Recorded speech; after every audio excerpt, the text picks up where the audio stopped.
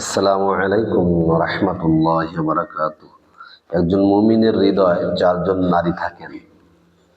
আল্লাহ তাআলা নারীদেরকে সম্মান দিয়েছেন, ইজ্জত দিয়েছেন, কিন্তু এক একজন নারীর এক এক রকমের ইজ্জত সম্মান।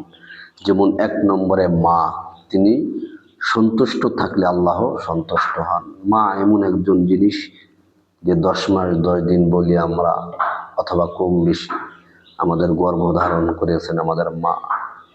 এই মাকে, তাকে সম্মান করা, ইজ্জত করা, মা বাবার জন্য দোয়া করা, মায়ের জন্য দোয়া করা।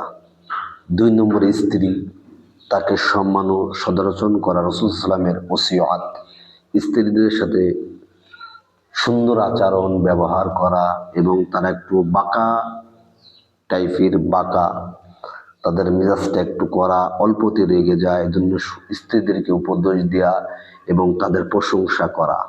3 নম্বরে বোন, তার সাথে দুঃখ সম্পর্ক জীবনে রিজিকে বরকতে আনে। বোন হলো এমন একটা মোহাব্বত সৃষ্টি, এজন্য বোনদেরকে আমরা মোহাব্বত করব, ভালোবাসবো।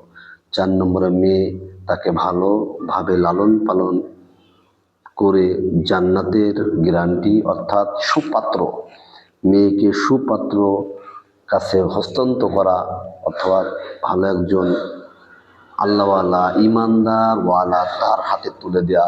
এটাই হলো বাবার কর্তব্য। ছেলে সন্তান, মেয়ে বিশেষ করে বাবার, রাসূল সাল্লাল্লাহু আলাইহি 3টা মেয়ে যার হবে, সে 3টা জান্নাত পাবে। সুবহানাল্লাহ। এজন্য আমরা মেয়েদেরকে ভালোবাসবো। আলহামদুলিল্লাহ।